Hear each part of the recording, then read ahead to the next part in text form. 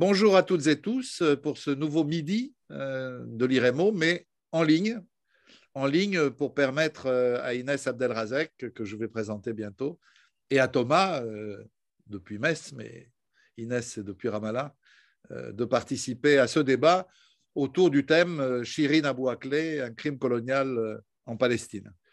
Je rappelle que l'assassinat de ma consoeur, Shirin Abu Akleh, que je connaissais bien sûr, comme tous les journalistes qui suivent la situation en Israël et en Palestine, la connaissaient bien évidemment, et l'agression contre son cortège funéraire vont rester, je crois, très longtemps dans les mémoires. Personnellement, en un demi-siècle ou presque, hélas, de suivi, j'ai jamais vu des images d'une telle barbarie, parce que toutes les civilisations humaines, en principe, respectent les morts. Et là, on a eu des gens qui n'ont pas eu même le respect des morts. Et je crois que le scandale a été amplifié par le comportement des autorités israéliennes. Je rappelle que le Premier ministre Naftali Bennett a commencé par accuser les Palestiniens de l'assassinat avec à l'appui une vidéo dont le recours au GPS a suffi à prouver en quelques minutes qu'il s'agissait d'un faux pur et simple. Et que dès que l'état-major de l'armée israélienne a dû reconnaître que le tir meurtrier venait sans doute d'un soldat israélien, le Premier ministre a subitement oublié sa promesse d'une enquête sérieuse. Quant aux obsèques, le chef de la police de Jérusalem a reconnu, il faut le savoir, avoir ordonné de retirer tout drapeau palestinien, depuis quand le drapeau palestinien est-il interdit d'ailleurs, et empêcher qu'on chante des chants nationalistes, même question, depuis quand est-ce interdit. Et ces ordres provocateurs autorisaient-ils en tout état de cause les policiers à pénétrer dans un hôpital protégé par la France, puis à matraquer les porteurs du cercueil de Shirin au point de le faire tomber. On le voit clairement dans une des vidéos. Voilà, je trouve, qui en dit long, je veux dire, toute cette séquence sur la radicalisation d'Israël vis-à-vis des Palestiniens, ceux de Jérusalem, de Cisjordanie, de Gaza, mais aussi ses propres citoyens. Et qui pose donc une question sur la coalition au pouvoir, parce que ce gouvernement du changement, qui était annoncé il y a presque un an, se situe plus dans la continuité que dans la rupture avec ceux de Benjamin Netanyahou. C'est vrai des provocations anti-palestiniennes dont on vient de parler, c'est vrai aussi des provocations anti-iraniennes. Je rappelle que le gouvernement Bennett-Lapid bombarde régulièrement les troupes de Téhéran en Syrie, avec d'ailleurs le feu vert des Russes. Il organise des attaques au drone contre la centrale iranienne de Natanz et des assassinats revendiqués quasiment ouvertement d'experts nucléaires. On n'est pas vraiment étonné de savoir que ce gouvernement est dans un grand écart tel qu'il pourrait, semble-t-il, le faire tomber. L'escalade dont je parle pose aussi la question de la capacité des directions palestiniennes à faire face à ce harcèlement permanent. Le dernier bilan d'OCHA, le Bureau des Nations Unies pour le territoire palestinien occupé, est effrayant. Il vient de nous arriver hier. Depuis le 1er janvier 2021 jusqu'au 30 mai 2022, près de 400 Palestiniens ont été assassinés, dont près du quart de mineurs, et dans la même période, 30 Israéliens. Pour parler donc ensemble et essayer d'analyser cette période, je dirais, de tous les dangers, j'ai exceptionnellement, pour un midi de l'IREMO, invité deux personnes que j'aime beaucoup et qui vont nous aider à comprendre. D'abord, Inès Abdelrazek, une analyste franco-palestinienne, directrice du plaidoyer pour le Palestine Institute for Public Diplomacy, une ONG palestinienne de mobilisation et de diplomatie citoyenne basée à Ramallah. Elle est aussi membre active du laboratoire d'idées palestinien Al-Shabaka et membre du conseil d'administration de Build Palestine. Thomas Vescovi, lui, est professeur d'histoire-géographie dans le secondaire et chercheur indépendant en histoire contemporaine, diplômé de l'université Paris 8. Il collabore à différents médias, Middle East Eye, Le Monde diplomatique, Moyen-Orient. Il est l'auteur de deux livres, d'abord La mémoire de la Nakba en Israël, chez l'Harmattan en 2015, et plus récemment L'échec d'une utopie, une histoire des gauches en Israël à la découverte en 2021. Donc, vous connaissez tous les deux la règle du jeu. Vous avez 15 minutes, disons 15-20 minutes chacun pour introduire notre discussion. Puis nous aurons une petite heure pour dialoguer entre vous et avec les participants en ligne. Donc, pour des raisons évidentes, je propose que ce soit Inès qui commence. C'est à toi, Inès. Merci et ravie d'être avec vous tous, et de vous retrouver. Et donc Dominique, tu m'as demandé de revenir sur la signification de ce qui s'est du meurtre parce que c'est un assassinat de Chérine Abou Akleh, la journaliste, et de ce qui s'en est suivi. Bon, d'une part, je pense que assassiner une journaliste qui était, bien sûr, avec laquelle des générations de Palestiniens ont grandi à la télé. Il faut bien voir que Al Jazeera en arabe, c'est une des télés quand même les plus regardées dans le monde arabe et aussi en Palestine. Donc, son visage était très connu. Elle a couvert déjà la seconde intifada, etc. Donc, ça a été un deuil vraiment national. Et elle avait aussi, bien sûr, elle était aussi, il faut dire, réputée aussi dans les élites, dans les non-élites. Donc, elle avait comme ça cette aura et aussi ce réseau, finalement, parmi quand même un pan très large de la société palestinienne. Et à l'étranger, Inès. Et à l'étranger, tous les journalistes étrangers qui connaissent bien le terrain bien sûr, la connaissaient et parlaient avec elle régulièrement. Bien sûr. Donc, c'est pour ça qu'il y a eu une résonance particulière et qu'elle a eu le droit aussi à des funérailles nationales, même du leadership palestinien, ce qui est aussi rare. Il faut bien voir qu'il y a quand même 62 Palestiniens qui ont été tués par l'armée israélienne ou les forces d'occupation depuis le début de l'année. Donc, il faut voir que son assassinat et qui s'est passé à Jénine, où Jénine s'est passé aussi beaucoup de choses, s'inscrit quand même dans une répression continue. Et c'est vrai que de l'extérieur, on ne le voit pas forcément et les médias ne sont pas forcément présents tous les jours. Mais il est vrai que ce soit le siège du camp de réfugiés de Jénine, les incursions récurrentes, les démolitions de maisons, les assassinats, y compris les assassinats donc extrajudiciaires de mineurs depuis le début de l'année, ont été continués. Donc ça, c'est important de le rappeler parce que c'est vrai qu'on a peut-être parfois l'impression qu'il y a comme ça des événements un petit peu hors champ ou très surprenants, hors contexte, comme l'assassinat de Chérine. Malheureusement, ils s'inscrivent, je pense, dans les politiques et les pratiques de l'occupation militaire israélienne, très clairement, malheureusement.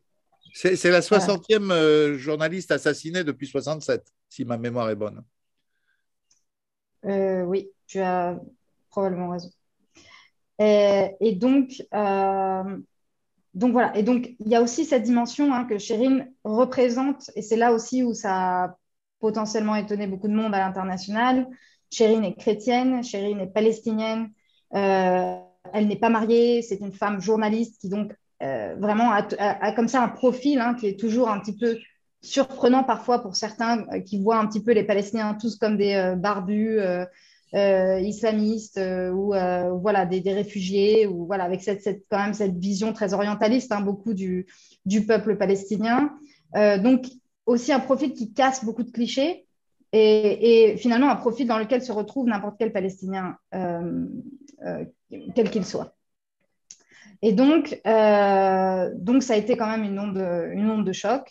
Il faut savoir que le même jour, il y a aussi un adolescent de 16 ans qui a été tué, assassiné, et que le lendemain des attaques contre le cortège funéraire de Chérine, un autre cortège funéraire a été attaqué, beaucoup moins médiatisé, celui d'un adolescent, Walid Sharif, qui avait été blessé lors de la répression des manifestations à Jérusalem pendant le Ramadan, et qui a succombé à ses blessures un peu plus tard. Et donc, son cortège funéraire a été également très fortement réprimé et attaqué par, non pas les soldats, mais ce qu'on appelle en fait la police des frontières, la police en fait armée à Jérusalem-Est occupée. Donc, je dirais que alors, ce que ça montre, en tout cas d'un point de vue palestinien, plusieurs choses. Bon, Jérusalem, l'importance de Jérusalem et je pense Jérusalem au cœur de finalement ce qui est à la fois un microcosme de l'apartheid et de l'occupation israélienne et à la fois, je dirais, un abandon aussi, bien sûr, des politiques palestiniens et bien sûr l'absence totale d'institutions palestiniennes à Jérusalem et donc finalement une population qui est laissée finalement s'organiser par elle-même et à se soulever par elle-même. Et d'autre part, très clairement, une ville où l'annexion et l'occupation israélienne depuis des décennies ont eu comme effort et comme objectif d'effacer l'identité palestinienne, d'effacer ne serait-ce que dans les noms des rues, jusque dans la démographie des quartiers, dans les expulsions, etc., la construction du mur.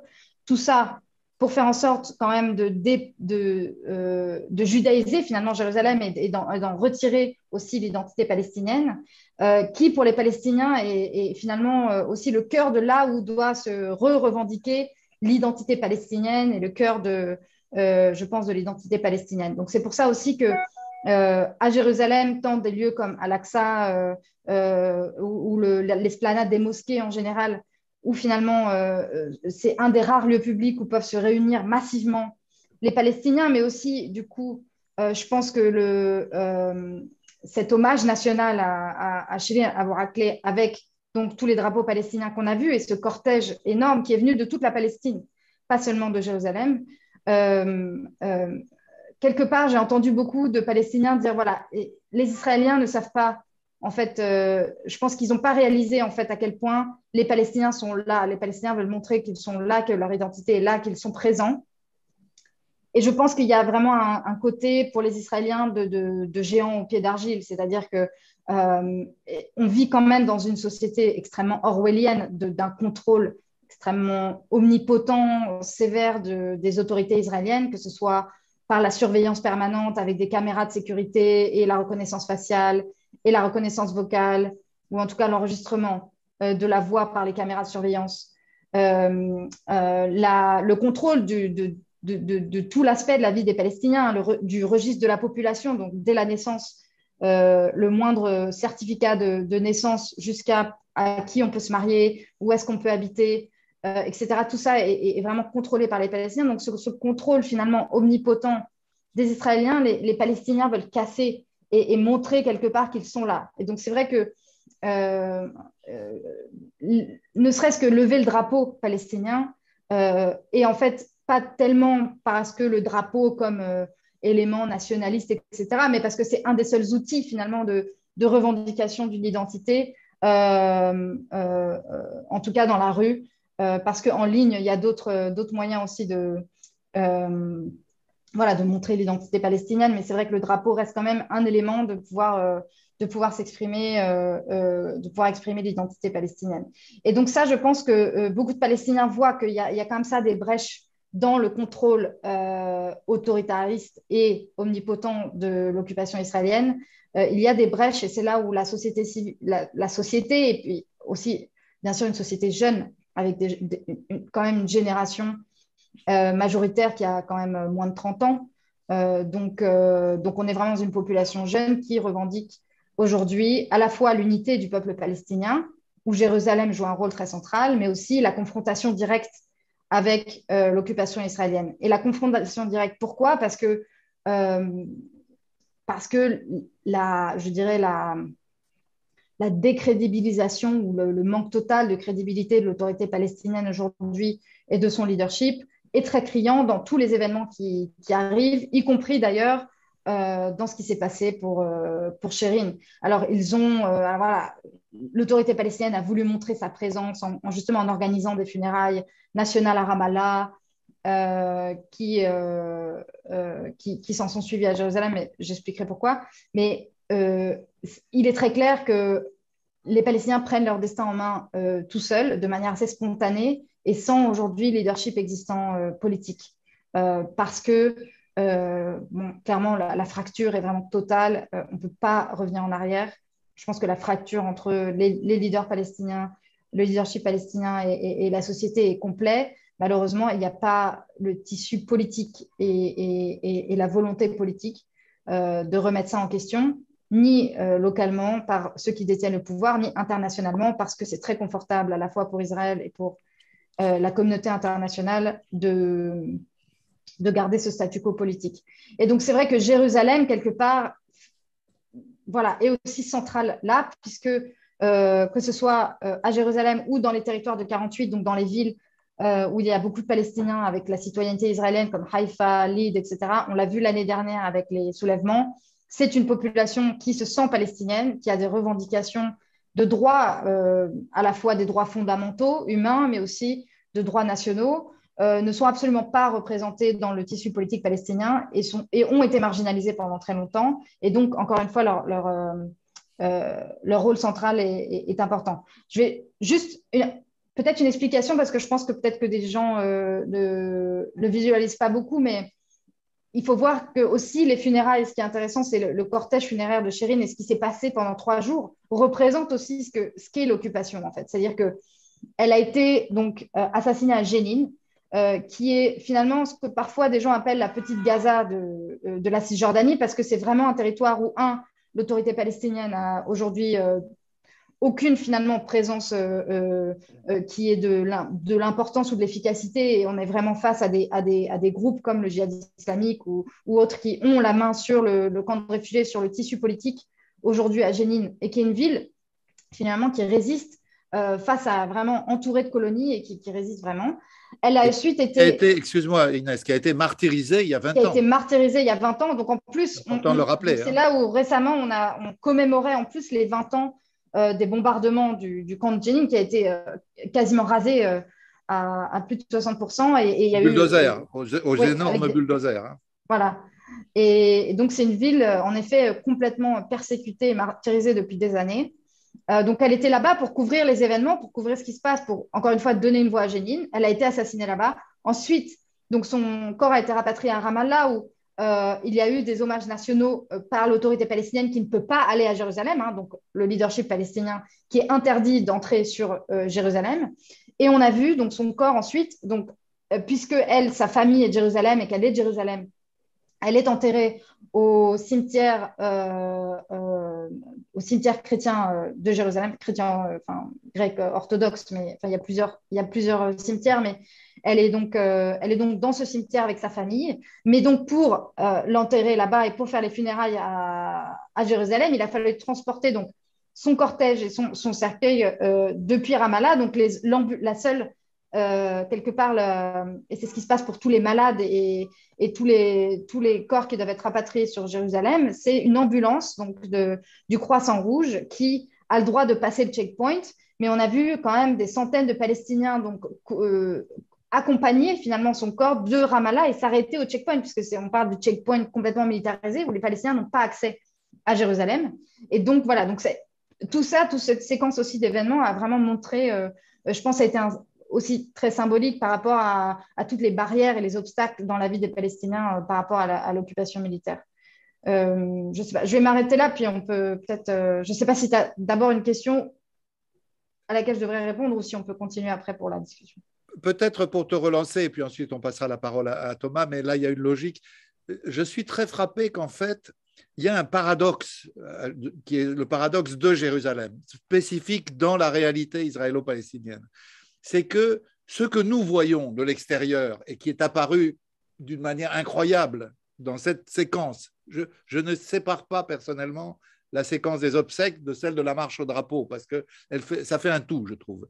C'est la violence de la domination, de la répression, de la provocation permanente, non seulement de l'autorité israélienne, mais des groupes d'extrême droite qui ont été complètement libérés par Netanyahou il y a un an.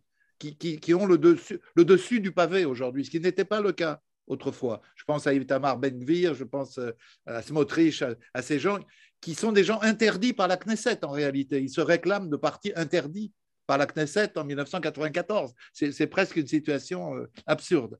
Donc ça, c'est ce qu'on voit. Et c'est vrai qu'on le voit, là, on l'a vu comme jamais on ne l'avait vu. Mais il y a ce qu'on ne voit pas. C'est-à-dire que malgré toute la politique qui a été menée par Israël depuis 1967, la population palestinienne est passée de 20% à 40% de Jérusalem. C'est-à-dire que les Palestiniens sont plus que jamais chez eux, même s'ils sont réprimés, expulsés, leur résidence est mise en cause, etc. et avec quelque chose c'est là-dessus que je voudrais t'interroger, qui m'avait déjà frappé il y a un an et qui est encore plus frappant aujourd'hui, c'est-à-dire qu'en l'absence de toute institution palestinienne caractéristique du passé palestinien, de ce qu'a été l'OLP, de ce qu'ont été les institutions, on a une auto-organisation. C'est-à-dire on a une espèce de prise de conscience que le salut ne viendra que de nous-mêmes, quoi. Alors on l'a vu il y a un an, c'était frappant, évidemment, mais on l'a vu là avec une force incroyable. Les images du centre de Jérusalem entièrement envahi de Palestiniens, les policiers en devenaient presque pas seulement barbares, mais ridicules.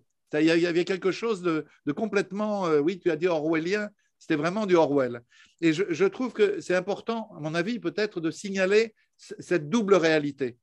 Il y a celle qu'on voit de la répression, de la domination, etc. Mais il y a celle qu'on ne voit pas parce qu'elle est prégnante, quoi, qui est cette auto-organisation, notamment des jeunes Palestiniens. Oui, tout à fait. Alors, je pense qu'il y a aussi, du coup, en effet, il y a un phénomène générationnel. On est vraiment, je pense, aussi dans une période de transition. On ne sait pas trop combien de temps elle va durer, mais il est très clair qu'on est face à une génération qui a grandi sous Oslo, où on leur a dit, voilà, vous aurez deux États séparés, vous aurez un État, on va négocier, on baisse les armes, etc. Tout ça qui n'a mené finalement qu'à accroître l'impunité des colons et à accroître la colonisation, d'une part, et d'autre part, finalement, aucun horizon pour les Palestiniens. Il faut voir que Jérusalem annexée, donc où finalement Israël contrôle toute la ville, les jeunes il y a un taux de chômage très élevé chez les Palestiniens, un taux d'échec scolaire extrêmement élevé, etc. Et donc c'est une génération qui veut faire face à son oppression tout seuls. Ils sont vraiment mis face à eux-mêmes parce que d'un côté ils sont réprimés par les Israéliens sous contrôle israélien et de l'autre côté le leadership palestinien finalement à la fois dit que ça les intéresse, mais finalement ils n'ont aucune prise sur ce qui se passe à Jérusalem. Donc on est vraiment dans une configuration générationnelle qui, je pense, une transition finalement qui se répercute plus largement pour la Palestine, de volonté d'unité, d'unité du peuple palestinien qui vraiment se cristallise à Jérusalem.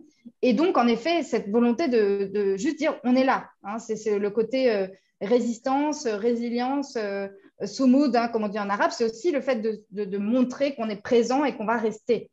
Et c'est là aussi où je pense que les Israéliens, en effet, malgré toute leur politique, n'arrivent pas à casser cette identité palestinienne à Jérusalem. Après, je pense que ce qui est intéressant, c'est qu'aujourd'hui, justement, on ne peut pas surinterpréter l'organisation de tout ça. C'est-à-dire qu'il y a des multiples poches de quartiers, de communautés qui, en fait, sont pas forcément très organisées, mais disons que la communication parfois spontanée entre certains individus, par exemple palestiniens, hein, qui vont mobiliser leur quartier ou mobiliser leur groupe de la mosquée ou leur groupe de l'église ou leur groupe de scouts, tout ça va en fait se converger pour justement donner ces milliers de personnes, mais sans finalement organisation très centrale. Et c'est ça qui, pour les Israéliens, est problématique. Il n'y a pas de leadership, il n'y a pas un Faisal Husseini, il n'y a pas qui était un leader comme ça justement de la résistance à Jérusalem. Il n'y a pas d'organisation centralisée. Donc c'est extrêmement pour l'instant finalement spontané et on a du mal aussi parfois à savoir qu'est-ce qui va allumer la flamme. C'est-à-dire que la flamme est là, parfois c'est très dormant. Il peut y avoir un événement qui crée comme ça l'étincelle et parfois on a l'impression peut-être cet événement va créer l'étincelle et puis ça ne la crée pas. Donc, il y a des choses qui se passent à Jérusalem, encore une fois, hein, entre les démolitions, les arrestations, les assassinats, etc. Et parfois, ça ne soulève pas comme on penserait que ça soulèverait. Et parfois, oui. Donc, en fait, c'est aussi, il y a quelque chose d'extrêmement spontané et aussi d'incertain qui fait que les Israéliens ne sont là que pour finalement renforcer cette répression. Et je pense que, juste un point sur les autorités israéliennes, il y a au cours des années, moi je pense que c'est sur le temps long, c'est-à-dire que le fait qu'il y ait des extrémistes colons à Jérusalem qui crient mort aux Arabes, on parle quand même d'une création d'une culture d'impunité dans la société israélienne et d'une colonisation qui ne date pas d'hier. Et donc c'est là aussi où il faut voir que la violence des colons et l'insertion des colons dans les institutions. Les colons sont les juges, les colons sont les administrateurs qui décident des permis ou pas de permis pour les Palestiniens. Ce sont les gens qui sont à la Knesset, etc. Donc, ils se sont insérés progressivement dans le tissu politique israélien, très clairement. Et donc, ils font finalement la loi de manière figurative et directe. Et donc, je pense que cette culture d'impunité, elle est là, elle s'est créée sur le temps long. Et les autorités israéliennes aussi, la police, l'armée, ont déshumanisé les Palestiniens depuis très longtemps. Je pense qu'il y a vraiment aujourd'hui un soldat israélien, un policier israélien ne voit pas un Palestinien forcément comme un être humain qui a des droits comme tout le monde. Il le voit comme un risque sécuritaire et un risque démographique. Voilà. Et donc ça, je pense que c'est ça qui permet aussi aux policiers d'attaquer des gens qui portent un cercueil. C'est cette déshumanisation qui est vraiment, qui a finalement, voilà, qui rend n'importe quel Palestinien juste comme un risque, une menace sécuritaire. Merci beaucoup Inès. On va passer la parole à Thomas qui a suivi ça, je ne dirais pas de l'autre côté, ce serait absurde, mais qui a quand même un regard particulier sur le système politique israélien et sa politique anti-palestinienne. Donc, comment tu vois ça, toi, de ton côté, Thomas? Cette séquence, je veux dire, l'ensemble de la séquence. Hein. Oui, j'aimerais faire mon propos juste en deux temps. Le premier, juste sur la question de Chérine. Après, essayer d'élargir un petit peu pour voir dans quelle séquence, justement, est-ce qu'elle s'inscrit. Lorsque Chérine est tuée le 11 mai, on a la première réaction israélienne qui est assez classique, j'ai envie de dire, où d'abord on nous dit que ça peut être un tir palestinien, au point de relayer la fameuse vidéo que Dominique a mentionnée tout à l'heure, où on voit potentiellement un tireur, et en fait, B'Tselem a montré que c'était assez bidon. C'était pas au même endroit, hein, il faut le dire clairement. Le GPS a mais... montré que c'était pas au même endroit. Donc, ce qui est important à souligner, c'est deux choses. La première, c'est que le Premier ministre en personne, Bennett, a relayé la vidéo. C'est pour dire à quel point il voulait noyer le poisson. Deuxièmement, ce qui m'a surpris, c'est sur les réseaux sociaux notamment, une partie de sympathisants, de gens que je positionne clairement comme étant au sein de la gauche sioniste ou le camp de la paix, comme vous voulez, ont aussi relayé la vidéo. Mais eux ne la relayaient pas en disant c'est la vérité. Ils la relayaient en disant, vous voyez, finalement, on ne sait pas. Ce qui est aussi important à souligner, ça a été la réaction des médias israéliens. Et sur ça, le correspondant du Monde, Louis Imbert, a fait vraiment une chronique assez importante où il explique que les médias israéliens ont relayé la version de l'armée israélienne assez rapidement, sans même prendre de recul. Sauf que lorsque la vidéo a été démontée, ce qui est intéressant, c'est de voir qu'à ce moment-là, Israël a relayé une autre propagande qui était de dire finalement, eh bien, vu qu'on ne sait pas qui est le tireur, nous proposons une enquête israélo-palestinienne. Il me semble qu'une question qui a été posée très froidement par beaucoup d'observateurs, mais qu'on doit se poser également pour comprendre la mentalité de cette société israélienne, c'est que jamais de la vie nous oserions demander actuellement aux Ukrainiens d'enquêter conjointement avec les Russes sur la mort de journalistes occidentaux sur le terrain ukrainien touchés par des frappes russes. Cette question, elle a un seul mérite, à mon avis, ou au moins un, c'est de replacer la question de la mort de Chérine au centre de ce qu'elle est. C'est-à-dire un homicide, l'enquête déterminera la volonté ou non, involontaire ou non, ça, c'est à discuter par rapport aux enquêtes et tout ça, mais en tout cas, un homicide dont les responsabilités ne peuvent pas être partagées. Et c'est ça qui est compliqué à admettre au sein de la société israélienne et notamment au sein de ce que j'appelle les gauches israéliennes, qui est le terrain qui me semble être le plus ouvert à une discussion sur les positions que je défends et qu'on est nombreux à défendre. Vous avez rappelé le lieu du meurtre qui est Jénine, ville palestinienne située dans les territoires palestiniens occupés depuis 1967 par Israël.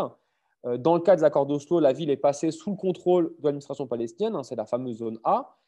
Donc, si l'occupation de la Cisjordanie est illégale, au regard du droit international, rappelons que la présence même de soldats israéliens dans cette zone peut constituer quelque part une violation du respect des découpages de ces zones-là. Si on poursuit la réflexion même, les soldats israéliens interviennent dans un camp de réfugiés donc, qui sont depuis 1948 dans l'attente du respect de la résolution 194 de l'ONU. Dès lors, comment dans un tel contexte, on peut imaginer un partage des torts et des responsabilités? Les responsabilités incombent d'abord et avant tout à la puissance occupante et dominante qui est Israël. Si on replace l'intervention dans un cadre beaucoup plus large, comme l'ont fait les médias israéliens et certains médias occidentaux, donc on va le faire également, l'armée israélienne intervenait à Jénine avec un véritable blanc-seing du Premier ministre Bennett pour, nous dit-on, stopper, et je pense que c'est l'opération première, pour stopper une vague d'attentats qu'a connue Israël depuis le 1er janvier, faisant 18 victimes. Et on sait combien la question sécuritaire est primordiale pour les Israéliens, comme si elle ne l'était pas pour les Palestiniens. Mais passons. Du meurtre des Chérines à ces 18 victimes, ce qui est intéressant de voir, c'est à quel point est-ce que le paradigme du conflit israélo-palestinien, où on a toujours deux peuples qui sont face à face et qui s'agressent mutuellement, continue finalement de perdurer, y compris et notamment au sein du fameux camp de la paix, qui n'a toujours pas réussi ou ne souhaite pas comprendre que finalement, non, dans tous les cas, il n'y a pas ici de deux peuples qui s'agressent mutuellement, il y a une situation absolument inégale et asymétrique. Vous avez rappelé justement, Inès l'a fait, le nombre de Palestiniens qui ont été tués depuis le 1er janvier. Rappelons également que depuis le 1er janvier, c'est 76 familles palestiniennes qui ont perdu leur maison à la suite d'expulsions, de démolitions, 441 personnes qui se retrouvent sans domicile en Palestine, dont 208 enfants. Et surtout, c'est 140 attaques de colons depuis le 1er janvier. Dès lors, évidemment, une société ne peut pas imaginer être en sécurité dans une telle situation où, à quelques kilomètres de chez soi, eh bien, on a une injustice pareille qui se produit. Ceci étant posé, revenons maintenant au gouvernement israélien et à sa société. Juste un mot, Thomas, si tu permets, parce qu'après, ce sera plus nécessaire d'y revenir. Plusieurs des attentats commis en Israël l'ont été par des jeunes de Jenin. Mais je salue d'ailleurs, j'en profite, le travail qu'a fait Louis Humbert pour Le Monde, parce qu'il a suivi vraiment toute cette période d'une manière absolument remarquable. Il a très bien montré que ces jeunes, d'après toutes les informations, y compris fournies par l'armée israélienne, c'était des jeunes qui n'avaient aucun lien avec aucune organisation. C'était vraiment la colère. Ça ne justifie pas les meurtres, c'est une autre affaire. Mais la colère contre une ville assiégée, martyrisée depuis des semaines et des semaines, qui rappelle le martyr de la ville il y a 20 ans. C'est-à-dire qu'il y a quelque chose d'un martyr historique de cette ville. Et où l'armée israélienne n'a rien à faire en droit international. Elle a signé des accords qui ne devraient pas lui permettre d'y être. Donc, cette affaire de Jenin n'est pas une question de géographie. C'est vraiment une question centrale pour comprendre l'ensemble de la séquence. Bien. Merci Dominique. Revenons donc maintenant plutôt à la question, disons, des enjeux politiques en Israël, si vous voulez. Il faut toujours avoir en tête un élément important. En mars 2021, lors de la dernière élection législative en Israël, Benjamin Netanyahou, n'est pas parvenu à former une coalition, ça vous le savez, sauf qu'il avait obtenu 1 million de voix sur, je le rappelle, 6,5 millions d'inscrits. C'est-à-dire que Netanyahou a obtenu en voix 2 fois plus que son premier opposant, Yair Lapid, qui est censé devenir le Premier ministre à la fin de l'année. Lapid, pour former une coalition et empêcher Netanyahou de garder le pouvoir, a dû s'appuyer sur un ensemble extrêmement hétéroclite, vous le savez, qui va de ce qu'on appelle en Israël la gauche sioniste traditionnelle à l'extrême droite, dont est issu le Premier ministre Naftali Bennett. Et les islamistes conservateurs. Je vais y venir. Certains peuvent être évidemment ici surpris que je classe Bennett au sein de l'extrême droite quand il est présenté régulièrement comme quelqu'un de droite nationaliste. J'aime bien raconter une anecdote, c'est pas long. J'ai peut-être déjà fait à l'IREMO, et si c'est le cas, mon excuse, c'est que je radote, mais elle est importante quand même. Ma première rencontre avec le terrain, on va dire, israélo-palestinien, c'est en 2011. Et à l'époque, souvenez-vous, c'est Avigdor Lieberman, qui est une des figures importantes du camp Netanyahou, qui est une figure montante. Et à l'époque, au sein des milieux, disons, gauchisants ou de gauche en Israël, la question c'était qui est Lieberman et où est-ce que ce fasciste, parce qu'à l'époque on l'appelait le fasciste clairement, est-ce qu'il va pouvoir un jour devenir Premier ministre? Bon.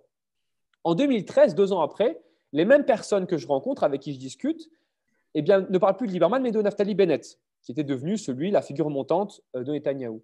Et là, on se disait, mais Bennett, c'est encore pire que Lieberman. Est-ce qu'il va pouvoir un jour devenir Premier ministre? Et tout le monde disait, on ne sait pas, peut-être, etc. Rendez-vous compte qu'en 2021, Smotrich et Itamar Ben-Gvir, qui sont des suprémacistes juifs, racistes, que vous pouvez imaginer, symbolisent maintenant l'extrême droite, et Bennett a été classé dans la droite nationaliste. Il ne faut pas nier un certain recentrement politique, du point de vue israélien évidemment, mais tout de même, ça montre à quel point est-ce qu'il y a dû en Israël avoir un réajustement des nuances politiques, tellement ce pays est capable de voir arriver de nouveaux extrémistes sur la scène politique de manière toujours plus originale et radicale. La question reste donc ouverte, à savoir est-ce qu'un jour on pourra avoir Smotrich et Ben Gvir à la tête d'un gouvernement israélien. En 2013, nous rions quand certains disaient que Bennett ne sera jamais, pourrait être un jour Premier ministre. Bon, donc ne rions pas trop non plus.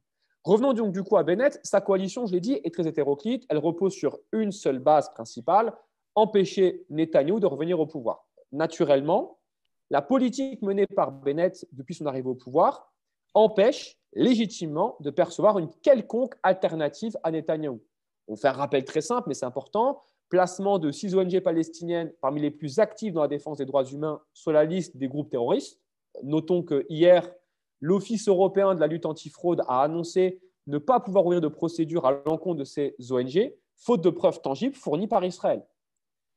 Les appels d'offres pour la construction de colonies s'amoncellent et notre compatriote, Salah Hamouri, franco-palestinien, qui a connu un harcèlement sous Netanyahou, eh bien, continue à subir un harcèlement sous Naftali Bennett, qui est un symbole assez important. Pour autant, il me semble qu'on ne peut pas nier certains éléments.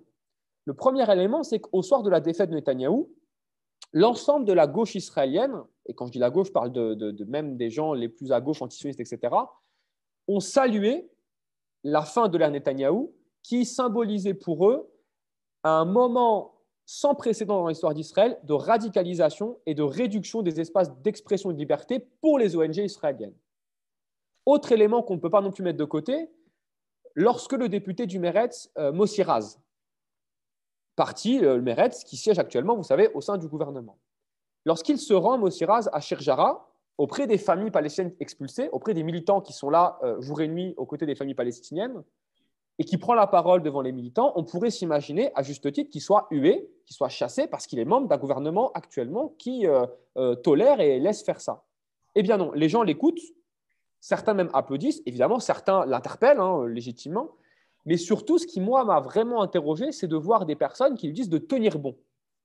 Tenir bon à quoi? Eh bien, tenir bon au fait que si cette coalition échoue, Netanyahou pourrait revenir au pouvoir et Ben Gvir et Smotrich pourraient obtenir des postes ministériels.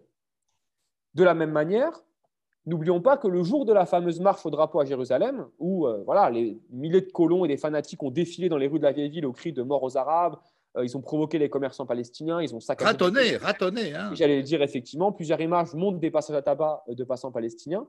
C'est bel et bien Netanyahou et pas Bennett qui a été ovationné, et il a pu même traverser la foule. L'image est saisissante, il traverse la foule et il est ovationné par la foule.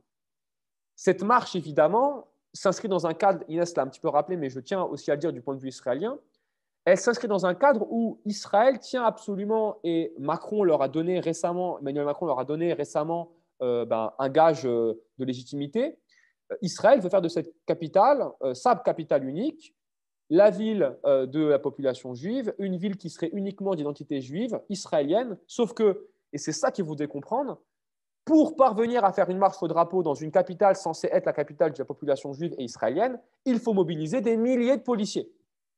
Ce paradoxe, cette contradiction du fait que dans la capitale que vous prétendez être la vôtre, en réalité, il y a des centaines de milliers de Palestiniens qui vont être présents et qui ne vont pas vous laisser marcher librement parce qu'ils vivent également là, cette idée-là est insupportable pour la droite et pour les colons.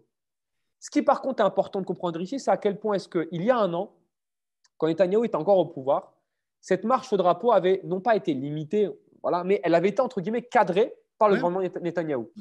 Bennett a cédé à presque toutes les revendications des colons pour une raison qui est assez simple à comprendre. C'est que ce gouvernement israélien, de par son hétérogénéité, est soumis à toutes les tensions possibles. C'est-à-dire que chaque électorat fait pression sur sa formation au sein du gouvernement pour obtenir certains gages de qualité. Et Bennett, en l'occurrence, est harcelé en permanence par la droite et l'extrême droite israélienne qui l'accuse d'avoir pactisé avec la gauche, de trahir son camp. Et dès lors, il fait absolument tout ce qui est en son pouvoir pour montrer une figure d'homme d'alternative à Netanyahou au sein de la droite, évidemment. Il faut quand même rappeler un point important. J'ai dit le nombre de voix tout à l'heure de Netanyahou, c'était 1 million. Si vous prenez la Knesset actuellement, on a 72 députés sur 120 qui sont issus de la droite et de l'extrême droite, en comptant les députés ultra-orthodoxes. On a 72 députés qui sont de droite et extrême droite. Pourtant, le gouvernement israélien est composé de gens qui vont de ce qu'on appelle la gauche sioniste jusqu'à l'extrême droite. C'est-à-dire qu'il y a une contradiction majeure au niveau politique, où en fait, la volonté de la société israélienne n'est pas vraiment représentée au sein du gouvernement. La société israélienne aujourd'hui, avec 72 députés de droite et extrême droite, c'est une société qui aspire à coloniser encore beaucoup plus que ça, même voire à annexer et à aller encore plus loin dans tout ce qu'on peut imaginer. Cette contradiction majeure entre les différents camps, elle s'exprime par le fait que, eh bien, j'ai dit pour Bennett la volonté de montrer qu'on laisse tout faire, on colonise encore plus, etc. Mais en même temps, vous avez par exemple le centre droit, qu'on peut appeler centre droit laïque, si vous voulez, qui est incarné par des gens comme Yair Lapid, qui est actuellement le ministre des Affaires étrangères, qui doit devenir le prochain Premier ministre à la fin de l'année, je l'ai dit, mais également Benny Gantz, ministre de la Défense, ou Lieberman aux finances. Eh bien, eux, ils veulent donner des signes également à leur électorat. Donc, par exemple, ils vont multiplier des lois contre les ultra-orthodoxes dans différents points, on pourrait en parler dans le débat après, où Lapid va multiplier les voyages à l'international pour montrer que grâce à lui, Israël a renoué avec son aura internationale, là où Netanyahou avait quelque peu isolé le pays sur la scène internationale. La gauche sioniste, quant à elle, a des postes clés également. Hein. Merav Mireili, la présidente du Parti travailliste et ministre des Transports, Horowitz du Meretz et à la santé, Tamar Zandberg et à l'environnement. Et eux, par exemple, ils se congratulent d'avoir obtenu la victoire sur la gestation pour autrui pour les couples homosexuels. Ça, c'est également une partie de leur électorat qui les plébiscite sur ça. Ou, par exemple, ils ont osé aller jusque-là, il faut quand même le souligner. Hier, Israël a voté en première lecture une hausse du SMIC importante, hein, du SMIC horaire donc, qui va augmenter de manière assez importante. Et on a vu le Parti travailliste relayer l'image de sa députée qui a participé au débat et dire bravo, on a réussi. En réalité, c'est la liste unifiée qui est à l'origine du débat et de la loi. Il faut quand même le rappeler. Et également, on a les islamo-conservateurs que Dominique a mentionné tout à l'heure, avec la figure de proue qui est Mansour Abbas. Eh bien, eux, ils font tout ce qu'ils peuvent pour obtenir davantage de crédits, de subventions pour la communauté arabo-palestinienne, pour la construction de logements, mais également pour essayer d'enrayer la question de la criminalité dans cette communauté. Hier, par exemple, on a eu quand même la fille du maire adjoint d'une ville dont, excusez-moi, je n'ai pas noté le nom et je m'en excuse sincèrement, qui a été tuée dans un attentat à la voiture piégée.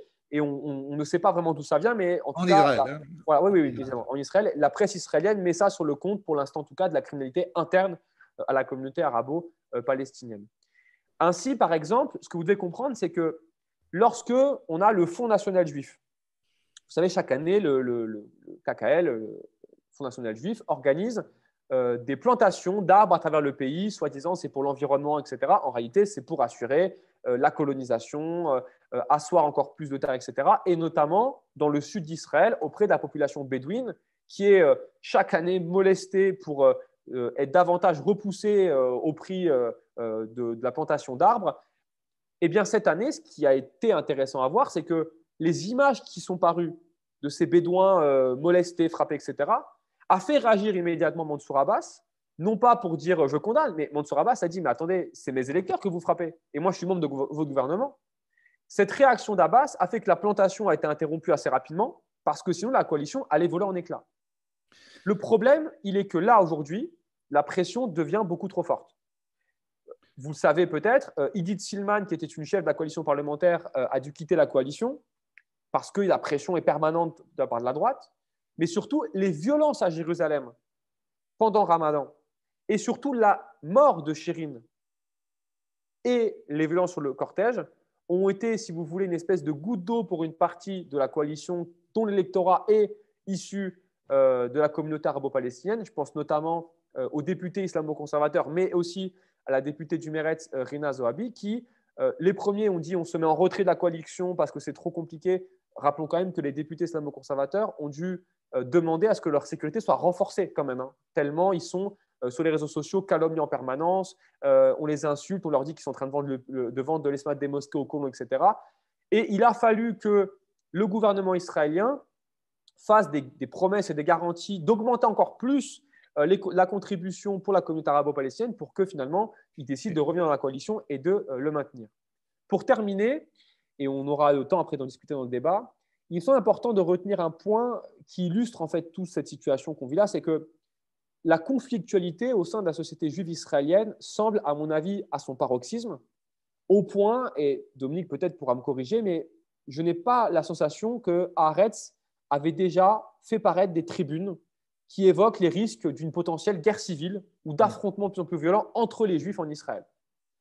On pourrait imaginer que le conflit a lieu entre les religieux et les laïcs. Je pense qu'en fait, on a passé ce stade-là. Il existe bien, hein, le conflit religieux-laïque, mais il me semble qu'on ne peut pas s'arrêter là.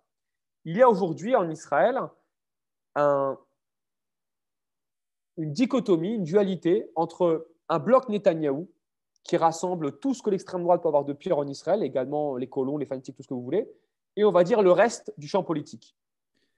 Le problème, c'est que ce champ politique-là, ce reste, aujourd'hui, est bien trop faible et bien trop hétérogène pour former un véritable barrage à Netanyahou et à une potentielle retour au pouvoir de Netanyahou. Si bien que la partie coloniale et droitière du gouvernement, dans tous les débats au sein du gouvernement, l'emporte systématiquement parce que la société, dans le rapport de force, leur donne raison quelque part. Oui, vas-y.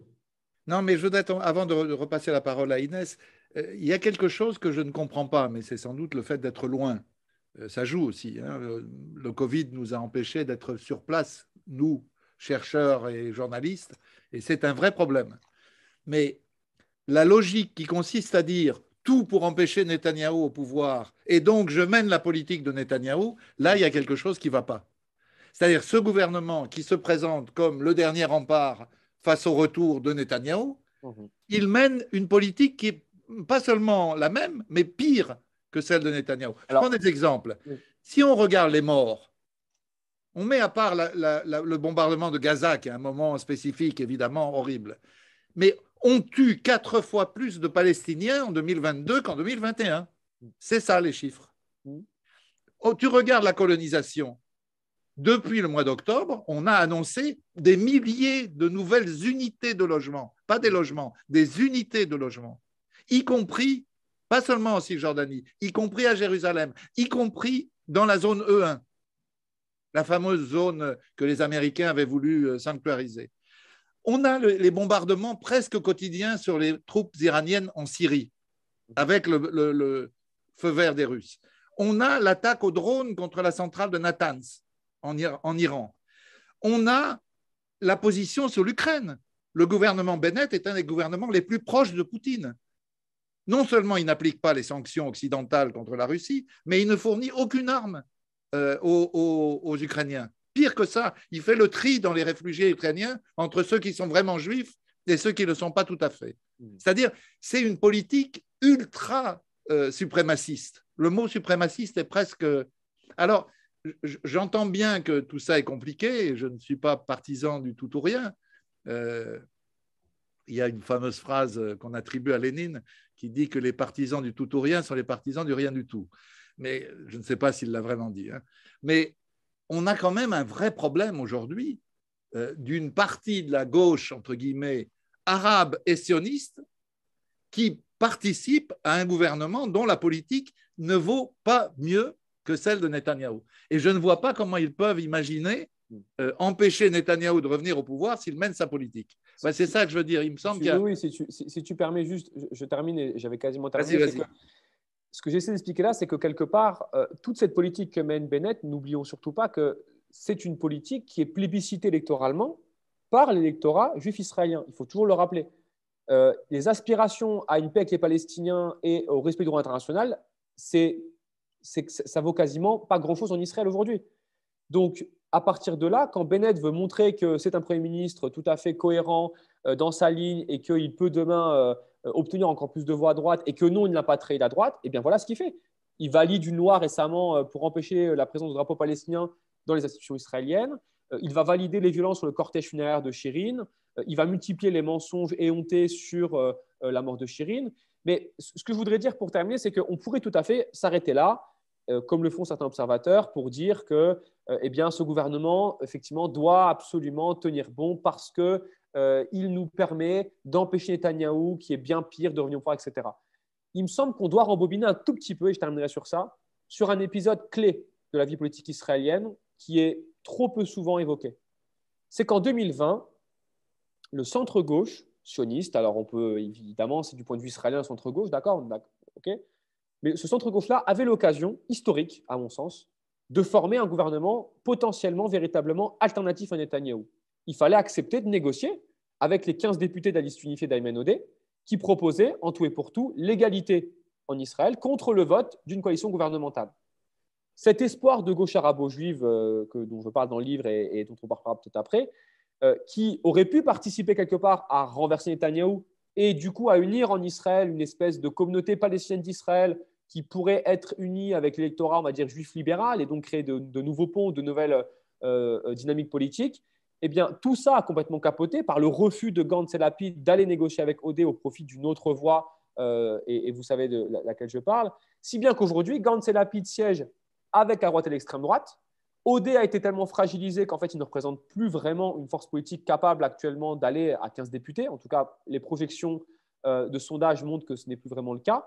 Et surtout, ils ont validé une stratégie bien coloniale et bien connue de l'histoire coloniale, c'est qu'ils ont réussi à complètement fracturer et diviser l'électorat et la communauté arabo-palestinienne en validant la stratégie des islamo-conservateurs de faire cavalier seul et d'obtenir ainsi des gages en entrant au gouvernement. Là où Odeh, qui pourtant, lui, était idéologiquement, on va dire, pas plus proche, mais en tout cas avait plus de convergence sur les questions sociales, économiques et même peut-être humanistes, avec une partie de ce centre-gauche-là, eh bien, a été complètement marginalisé. Et aujourd'hui encore, ce qui, moi, me perturbe, c'est qu'il continue régulièrement, il faut le savoir, à le pointer du doigt et à l'attaquer comme un radical, un extrémiste, alors qu'il a des positions qui sont, quand même, sachons-le, uniquement basées sur le droit international. Et c'est vraiment stupéfiant de voir cette dérive et cette radicalisation. Mais j'imagine, Thomas, que tu comprendras que du côté palestinien, on ait du mal à entrer dans ces finesses. Mais évidemment, je ne dis pas qu'il faut dire blanc bonnet, bonnet blanc, ou blanche kippa et kippa blanche, mais quand même, du point de vue palestinien,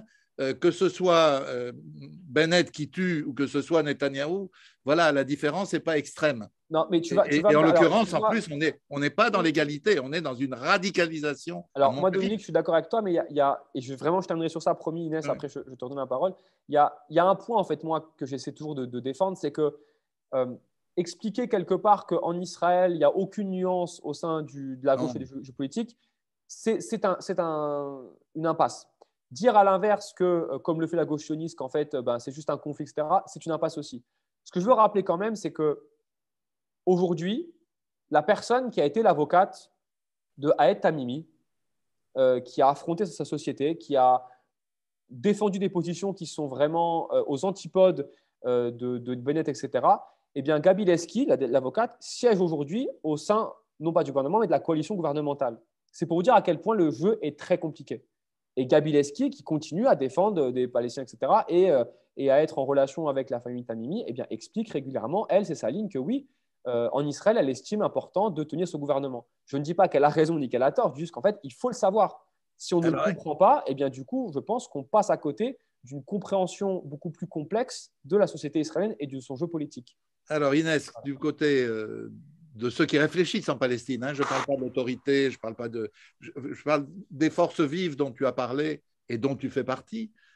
Comment tu vois la possibilité d'intégrer cette complexité israélienne qui certainement mérite d'être étudiée, comme le fait Thomas, mais enfin, qui, du point de vue des résultats et de la politique anti-palestinienne, pour dire les choses simplement, d'Israël, n'offre pas des différences très notables, disons.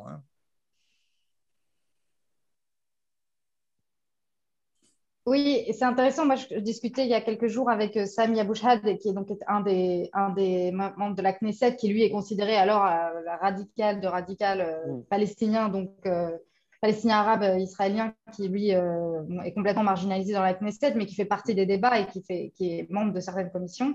C'est clair que en fait, la normalisation de discours complètement fascistes, vraiment, c'est une normalisation totale de ce genre de discours. Et ce qu'il faut bien voir pour moi, c'est que la normalisation internationale de cette colonisation, de cette radicalisation coloniale, de ces colons au pouvoir et de ces positions radicales engendre d'autant plus de radicalisation. C'est-à-dire qu'il y a quand même très fortement, je pense, depuis le début de l'État d'Israël, quand même un projet colonial et un projet où il y a cette volonté d'avoir le maximum de terres avec le minimum d'Arabes dessus, de Palestiniens, qui a été complètement normalisé internationalement qui se normalise dans les positions françaises aussi, comme tu l'as rappelé Thomas avec Macron et sur qui dit que Jérusalem est la capitale éternelle du peuple juif, avec une candidate aux législatives du candidat, du camp de Macron aujourd'hui qui pose devant la porte de Damas à Jérusalem-Est en justement souhaitant la bienvenue, enfin en célébrant ce jour de Jérusalem qui célèbre l'occupation et l'annexion de Jérusalem en 67.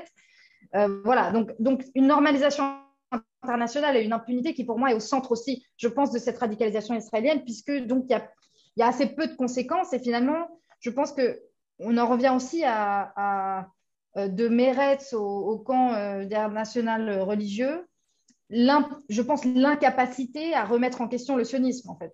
Je pense qu'au cœur de ça, il y a vraiment l'idée que coûte que coûte, il faut maintenir cette idée d'un État juif et donc d'une suprématie juive quelque part, puisque il y a quand même une certaine contradiction entre l'idée d'un État juif où les Juifs auraient plus de droits, donc plus de droits nationaux, plus de droits que les Palestiniens, est clairement contradictoire avec l'idée d'un État démocratique où finalement toutes les personnes en tant qu'êtres humains auraient des droits non seulement individuels, mais aussi à la fois, certes, les Israéliens pourraient avoir droit à l'autodétermination, mais aussi les Palestiniens qui sont là et qui font partie du tissu de la société auraient droit aussi à l'autodétermination et à leurs droits collectifs reconnus. Donc, je pense qu'on est là face à cette qui est un danger existentiel pour les Israéliens, mais qui pour les Palestiniens, de fait, doit être remis en question.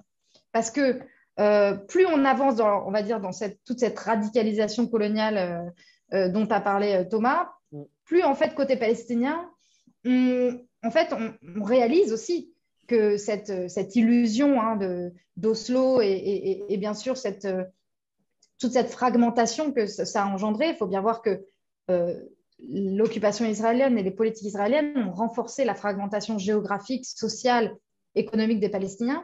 Donc à la fois ça marche d'une certaine manière pour acheter la paix sociale, créer ces dynamiques de division au sein même de la société palestinienne, que ce soit ensuite les islamo-conservateurs ou ceux qui gardent en tête les droits nationaux, etc. Donc cette fragmentation sociale, politique, elle existe, mais elle est d'autant plus remise en question par la nouvelle génération, puisqu'ils voient bien que ligne verte, c'est-à-dire la ligne qui est censée séparer les territoires occupés en 67 du reste donc, de ce qui est Israël aujourd'hui, est en fait une ligne factice, puisque les colons peuvent aller de la Jordanie à Tel Aviv sans voir aucun Palestinien, avec des routes de contournement, avec des tunnels, et tout a été fait pour en fait coloniser et annexer tout le territoire, de facto.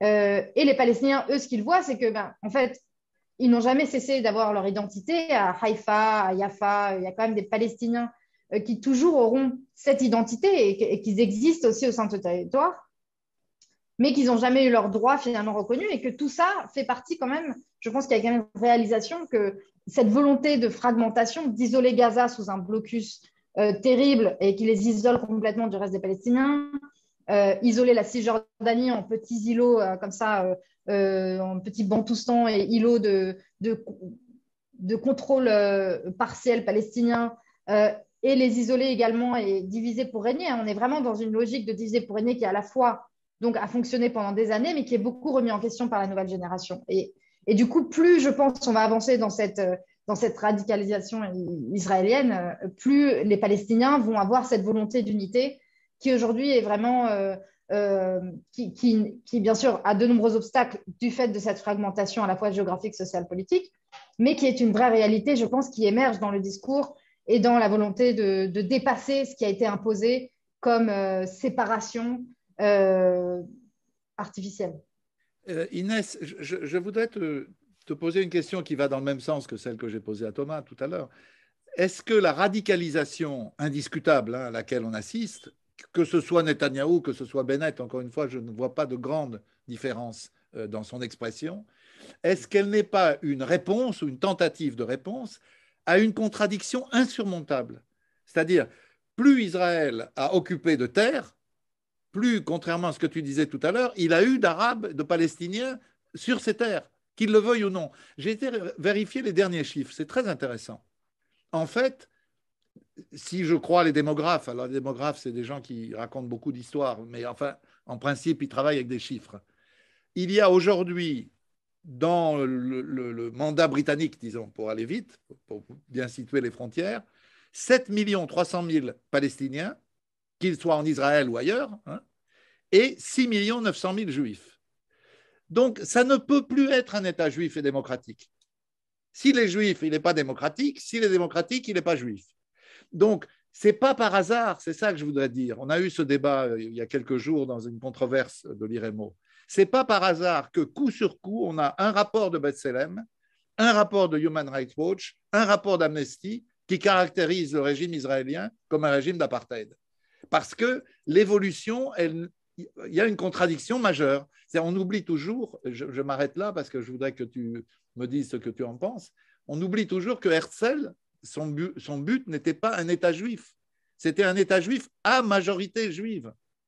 Parce que sinon, la logique sioniste qui est de transformer les Juifs en une nation dans laquelle ils soient largement majoritaires pour pouvoir y exercer leur autodétermination, comme dit l'article 1 de la loi du 19 juillet 2018, seuls les Juifs ont droit à l'autodétermination d'Israël. Cette logique-là, elle est confrontée à un gros os. Et l'os, c'est que la démographie ne permet pas de faire aujourd'hui un État juif à grande majorité juive. On est dans un État juif à minorité juive. Et ça, il me semble que par tous les bouts, la radicalisation, elle essaye de répondre à ça, mais qu'il n'y arrive pas. Oui, absolument. Je pense qu'il y a une volonté maximaliste de suprématie qui n'a jamais été menée à ses fins, en fait, finalement. Parce qu'il faut savoir aussi, dans le camp de la droite, par exemple, ce qui est intéressant, c'est le rapport à la Nakba. À la fois, il y a un déni total de la Nakba, hein, ça n'existe pas, on n'a rien. Ils sont tous partis de leur plein gré, voilà, les Palestiniens. Donc, ce mythe hein, et cette propagande israélienne de dire que, de toute façon, les Palestiniens n'ont pas accepté la partition, comme si aujourd'hui, les Ukrainiens devraient dire bien sûr, pas de souci, on sépare notre pays en deux, on vous laisse tout ça pour vous, pas de problème, on s'en va, comme si c'était quelque chose que les Palestiniens auraient dû accepter à l'époque. Et donc, mais par contre, à l'inverse, il y a des figures politiques qui disent très clairement attention, si vous vous rebellez trop, on va vous faire une seconde Nakba. Hein, c'est plus ou moins ce qu'ont dit plusieurs dirigeants, membres de la Knesset israélien et figures politiques. Et la tribune de la Knesset, ça a été dit. À la tribune de la Knesset. Sans précédent. Hein. La menace d'une nouvelle Nakba. En gros, on va finir le travail de nettoyage ethnique. Donc il y a à la fois ce mythe que, encore une fois, Israël aurait été une fois, un jour, un État démocratique, ce qu'il n'a jamais été. Ça a toujours été un État ethnocratique, qui a été aussi fondé quelque part avec un nettoyage ethnique de 700 000 Palestiniens. Donc, il y a une contradiction très claire qu'il va falloir dépasser. Mais aujourd'hui, en effet, les Israéliens ne sont absolument pas dans une configuration dans laquelle ils réalisent ce qu'ils font aussi. Pourquoi ? Parce qu'il y a cette impunité, cette normalisation internationale. C'est-à-dire que plus ça devient outrageant et violent et quotidiennement hallucinant, en fait, tout ce qu'on voit ici, plus il y a une normalisation aussi, quelque part, il n'y a pas de problème, on sépare notre relation avec Israël, Israël est un acteur de bonne foi, etc. Et là, pour revenir à l'assassinat de Sherine, ce qui est très intéressant, et Thomas en a parlé, c'est ce qu'on a vu dans beaucoup de médias internationaux. Et c'est là aussi où je salue l'article de Louis Humbert, parce que ça a été un des rares qui a fait ce travail de démonter la propagande israélienne. On voit quand même dans les médias occidentaux et dans les perceptions occidentales de donner finalement le bénéfice du doute toujours à Israël. Les Palestiniens sont toujours coupables avant d'être innocents et les Israéliens sont toujours innocents avant d'être coupables. Et donc on est vraiment dans cette perception très inégale et très orientaliste aussi hein, et raciste quelque part, je pense, de ce qui se passe ici. Et donc, avec toujours cette idée qu'Israël est un acteur de bonne foi. Hein, on leur donne le bénéfice du doute. Peut-être qu'il y a une réalité. Peut-être que s'il y a un nouveau gouvernement, une nouvelle coalition, peut-être que quelque chose va se passer. Et d'un point de vue palestinien, il y a malheureusement aussi toujours un mini-espoir que cet événement, un événement qui est tellement terrible et tragique et qui endeuille tout un peuple, qui met vraiment toute la population à terre ou qui met en colère les gens, d'essayer de réfléchir à ou d'espérer que la communauté internationale va se réveiller. Et ça, je peux vous citer des centaines et des centaines d'événements. On peut parler par exemple de la marche de retour où je ne sais pas combien, des milliers de Palestiniens ont été amputés, enfin, je veux dire, et on a tiré directement sur des civils comme des lapins. Je sais pas, encore une fois, ce qui s'est passé avec Ahed Tamim, il y a eu plein comme ça d'événements où l'expulsion massive de communautés, où à chaque fois on se dit, voilà, peut-être que là, ce sera le tournant. Ce sera un tournant. Peut-être que la communauté internationale va se réveiller. Peut-être qu'ils vont bien voir que c'est Israël l'oppresseur et les Palestiniens l'opprimé. Malheureusement, on est quand même toujours dans cette faux équilibrisme et dans ces fausses équivalences qui aujourd'hui nous mènent totalement dans l'impasse et qui permettent à Israël de complètement se radicaliser et continuer à coloniser en toute impunité, et aux Palestiniens de vouloir aller dans la confrontation directe parce que leur leadership a complètement accepté le statu quo et s'assoit très confortablement sur son pouvoir ou le petit pouvoir qu'ils ont acquis dans le paysage actuel. Thomas, je rebondis sur une chose qu'a dite Inès à l'instant, cette espèce d'ambivalence sur la Nakba. Parce que tu as eu, je crois, un débat à Metz avec Sylvain Sipel qui était assez intéressant autour de l'idée qu'au fond, par exemple, on prend l'historien Benny Morris, qui est le pionnier des nouveaux historiens, qui a montré ce qu'avait été, pour une part, en tout cas, l'expulsion des Palestiniens en 47-49. Il n'a pas changé d'avis. Il ne nie pas les découvertes qu'il a faites dans les archives israéliennes à la fin des années 80. Mais il dit, oui, il y a eu effectivement une expulsion massive, mais on ne pouvait pas faire autrement. C'est-à-dire aujourd'hui, il ne nie pas qu'il y ait eu expulsion, mais il la justifie. Il dit, on n'aurait pas pu créer un État juif si on n'avait pas déraciné. Et lui-même dit les chiffres, 750 000, et on ne pouvait pas faire autrement. Et alors, il utilise des fameuses expressions qu'on connaît bien du passé, du type, on ne fait pas d'omelette sans casser des œufs, on ne peut pas ne pas avoir les mains sales. Voilà. Mais je trouve intéressant cette évolution où on ne nie plus la Nakba, mais on la considère comme un moment indispensable de la mise en œuvre du projet sioniste, voire un moment qu'il faudrait reproduire. Et alors, c'est ça que je voulais te demander. Je me souviens d'Amir Haas dans un colloque à Paris, il n'y a pas très longtemps, disant, faites attention, le grand risque au bout du bout de cette contradiction dont j'ai parlé tout à l'heure, c'est qu'on ait une nouvelle Nakba. En fait, il me semble que la réaction israélienne à la Nakba et son évolution, ça s'inscrit pleinement dans la stratégie israélienne récurrente en termes de communication. Pour reprendre le cas de Shirin, c'est la même chose en fait. On commence par dire non, nous on n'a rien fait, on n'est pas responsable. Et quand finalement les preuves s'accumulent, vous étiez bien responsable du tir, comme la Nakba, les universitaires, les historiens montrent internationalement que non, il y a eu expulsion, on en vient à dire oui, mais finalement, on l'a quand même fait parce qu'il fallait le faire. Et bien, Shirin, c'est pareil. Oui, mais finalement, on l'a peut-être tué, mais ce n'est pas de notre faute vraiment, c'est parce que les Palestiniens nous ont tiré dessus. La Nakba, il y a un peu le même processus, c'est de dire finalement à la fin, il fallait bien le faire pour obtenir l'État qu'on voulait. Ce qui, moi, m'intéresse par contre, et là, on a vraiment cette tendance en Israël qui est assez significative, c'est de voir à quel point, en fait, ce qu'on appelle la gauche sioniste ou l'ancien camp de la paix, ce que vous voulez, est complètement perdu dans ce nouveau jeu politique. Par exemple, vous prenez ce qu'écrit ou ce que proposent les travaillistes ou même le Meretz, si vous voulez, sur la question israélo-palestinienne. Ça ne fait, comment dire, il n'y a rien d'enthousiasmant. Ils continuent à plaider pour deux États. Maintenant, les travaillistes ne demandent même plus le partage de Jérusalem. Ils ne demandent même plus le démantèlement des colonies. Ce qui veut dire quelque part qu'en Israël, les gens ont le choix entre une espèce de camp de la paix qui, en fait, en réalité, propose des choses que tout le monde sait, c'est presque morné comme il le propose, alors que les colons et la droite sont très concrets. Moi, ça m'intéresse de voir, par exemple, Netanyahou, c'était en 2015, quand il a été réélu en 2015, Netanyahou avait un ministre qui était Uri Ariel, qui avait un projet très précis d'annexion, étape par étape, et tout est cadré. Quand vous rencontrez des gens de droite en Israël, comme moi je l'ai fait pour le livre La mémoire d'un Nakba en Israël, j'avais rencontré notamment les militants de Im Tirzu. Im Tirzu, qui était à l'époque un groupe qui était à fond derrière Bennett, quand Bennett était simplement ministre de Netanyahou. Im Tirzu était aux avant-postes contre la Nakba dans les universités israéliennes, etc. Et quand je parlais avec les gens d'Im Tirzu, c'était intéressant d'entendre que eux, en fait, ils vous expliquent le problème de ce conflit, c'est qu'on a fait croire aux Palestiniens qu'un jour ils auraient un État. on leur a fait croire qu'ils auraient quelque chose. Non, non, ils n'auront jamais rien. Et là, maintenant, il faut qu'on réprime. Et dès lors qu'on peut, on leur donne un petit peu de gage, des permis de travail, un moyen de vivre un peu plus dignement. Mais dès lors qu'il y a résistance, il faut qu'on réprime parce que cette terre-là, elle est à nous. Ce qu'il faut comprendre ici, c'est que les colons et la droite, à l'inverse de la gauche, c'est ce que je dis depuis tout à l'heure, a tout préparé en termes de projet politique. Ils sont certains de pouvoir arriver à leur fin. La question qui m'a été posée, et tu parlais de Metz, c'est drôle parce qu'à Metz, une question m'a été posée et elle est à mon avis pertinente.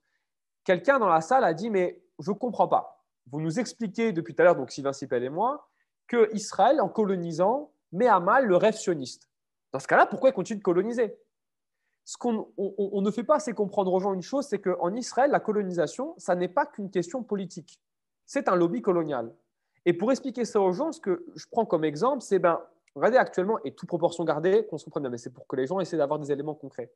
Actuellement, on sait, le GIEC nous le montre, que ce qu'on fait par rapport à la planète va nous mener droit dans le mur. On le sait. On risque d'avoir un changement climatique majeur. Pour autant, il y a une incapacité totale, à la fois politique, capitaliste, tout ça, parce qu'il y a des intérêts économiques en jeu très forts. La question coloniale en Israël, elle se joue aussi sur ça, sur le fait qu'en fait, même s'il y avait une volonté forte, les entreprises, le secteur privé et tous ceux qui se font de l'argent, et notamment l'industrie, le complexe militaro-industriel en Israël qui vit en partie sur le laboratoire exercé sur les Palestiniens, tous ces gens-là font tout leur possible pour empêcher, quoi qu'il arrive, de parvenir à un démantèlement des colonies ou je ne sais quoi pour avoir deux États. Et pour terminer du coup, pourquoi moi ça m'intéresse beaucoup les rapports qui sont sur l'apartheid au-delà de ce qu'ils amènent, c'est parce que ça fait réagir en Israël de manière très différente. On a en fait une incapacité d'une part de la gauche considérable, et même le Parti communiste israélien malheureusement, à accepter ces rapports-là pour un point central, c'est qu'en fait, ça remet en cause complètement leur vision qu'un jour ou l'autre, on pourra arriver à deux États. Parce que s'il y a apartheid, potentiellement, ça ouvre la porte à ce qu'un jour, on ait un seul État. Attention quand même, précisons. D'égalité. Attention quand même, précisons. Lutter contre l'apartheid ne veut pas dire qu'on lutte pour un seul État. L'apartheid, c'est d'abord un enjeu de droit international qui est important. Mais on a en Israël un problème majeur, c'est qu'en fait, on a une gauche qui continue à croire à ce rêve sioniste de gauche, d'où le fait que j'ai appelé le livre l'échec de cette utopie sioniste de gauche. Et on a une droite, au contraire, qui est bien plus concrète, bien plus carrée, et qui dit aux Israéliens, ce qu'ils vous disent là, c'est un discours que vous avez déjà entendu de Oslo et ça n'a pas fonctionné. Nous, on a un autre projet qui va fonctionner. La droite israélienne, face au lobby colonial, elle n'a aucun problème puisqu'elle n'envisage absolument pas, et dans aucun projet c'est envisagé, sauf peut-être un que j'avais lu une fois, mais c'était un peu compliqué, de donner des droits politiques aux Palestiniens. L'idée actuellement majeure, c'est de dire qu'on va maintenir un système tel quel.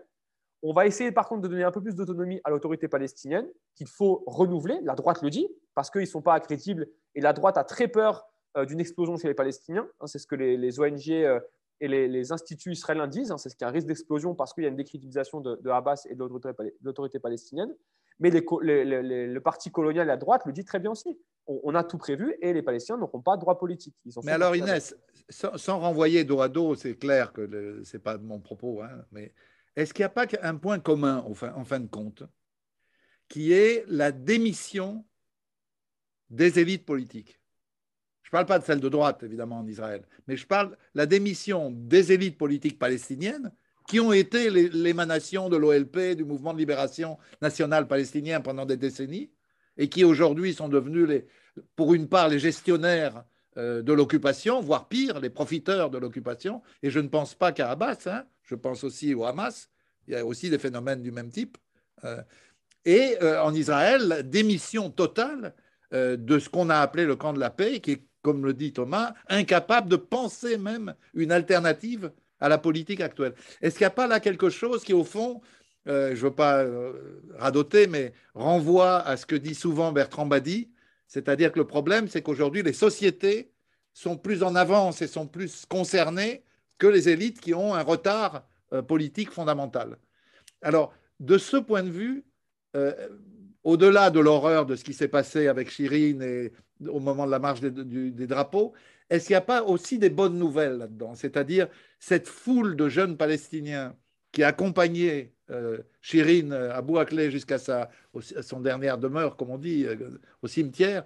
Est-ce que ce n'est pas aussi la preuve qu'une société, elle peut se sortir au-delà des impasses et de la nuisance des élites, elle peut forger quelque chose qui est du domaine de la conscience d'elle-même, quoi.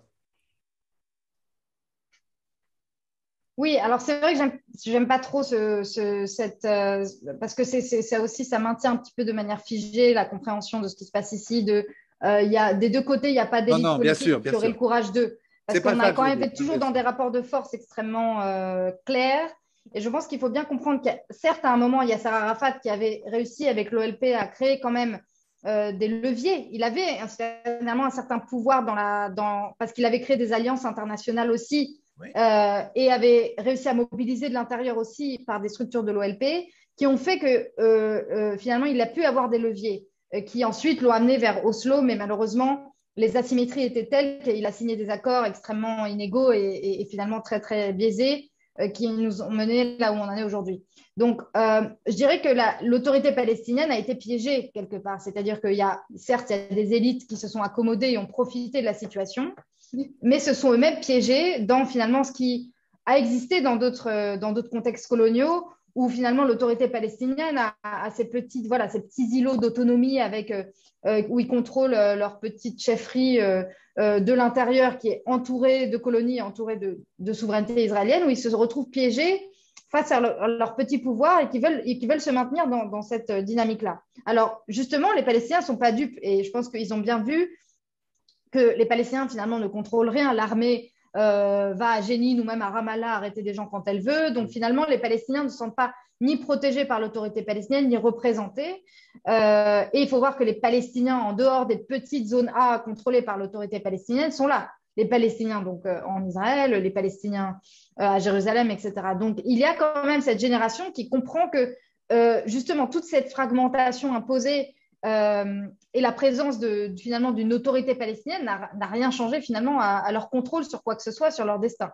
Et donc, je pense qu'en effet, il y a cet espoir, cette énergie qui existe au sein de la société palestinienne chez les jeunes, mais qui a du mal à se canaliser politiquement. Pourquoi? Parce qu'il y a une répression coordonnée entre l'autorité palestinienne d'une part et les Israéliens, bien sûr, d'autre part, qui se coordonnent sécuritairement pour essayer de réprimer toute volonté et velléité de mobilisation politique. Donc, ça reste quand même très spontané et on n'est quand même pas encore dans cette organisation politique dont on a besoin, mais cette énergie est là et il y a une vraie défiance envers tout ce qui est politique, très clairement, et une vraie volonté d'aller vers une confrontation directe. Et c'est aussi pour ça que le Hamas est quelque part assez populaire, non pas parce que les gens non pas parce que les gens sont islamiques ou veulent une société islamique, ni parce qu'ils ont fondamentalement confiance dans le Hamas comme force politique, mais parce que ce sont les seuls qui font la résistance armée. Et donc, quelque part, je pense qu'aussi, le seul levier, en tout cas pour l'instant, les Palestiniens voient qu'un des rares leviers qui existent,